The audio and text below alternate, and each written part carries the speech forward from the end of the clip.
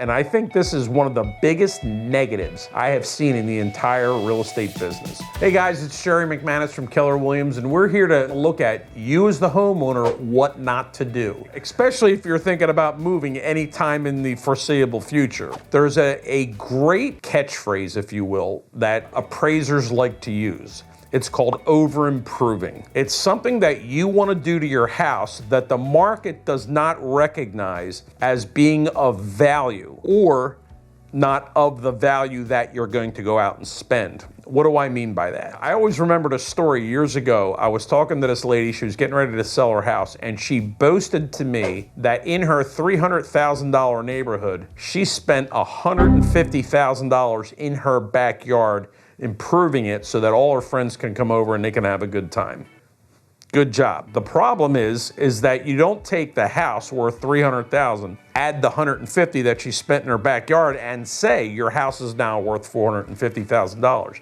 Doesn't work that way. It's going to be very important that you, as an individual, you have to keep in mind that if you're going to make a sale of your home at some time in the near future, that you may not want to be able to spend all that money at that time for those features.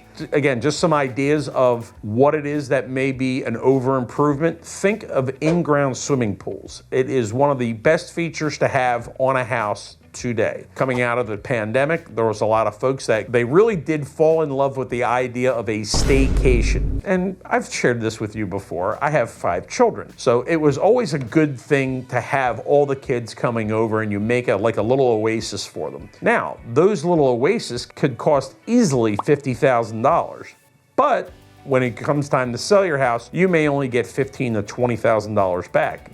Just letting you know ahead of time. What are some of the other things that folks do to their homes? And I think this is one of the biggest negatives I have seen in the entire real estate business. Just wanted to remind you, please hit that subscribe button and the notification bell, because I've noticed that a lot of you that are watching these videos may be missing out on important content. Let's not have that occur. So please hit that subscribe button and the notification bell so that we can stay in touch. And let's continue on with this video. What they do is they have a 2-car garage and they turn it into living space.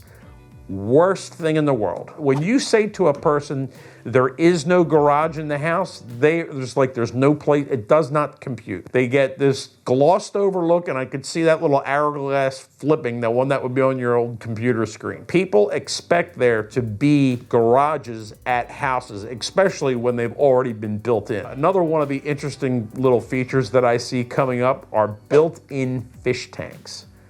Do not know why anybody would ever do that, but I have seen plenty of houses in the last couple of years that they have this fish tank, and it's the size of these big screen TVs. They're enormous, built into the wall. Can I tell you what a mold factory those things turn into? And they stink to the high heavens, because the reality is that most people do not know how to keep care of a fish tank. Anyhow, a couple of the other things that people may do that really cost you a lot more than they're actually worth when it comes to selling your home. Think of hardscaping and exterior kitchens. Not a cheap thing to do. Cool as anything that you do. I love it when I see stuff like that, but that's one of those things. It gets very expensive to put in that type of hardscaping. They do get a little bit messy over time, and they do not pay for themselves when it comes to making a move. So those are some of the things. There are plenty of others. Love to be able to talk to you about that. So if you have any questions, feel free to reach out to me. You guys have my number. It's over there in the end screen. Please do not forget to hit that like button, the notification bell, and the subscribe button so that we can stay in touch, and we'll see you on the next video. Thanks again, gang.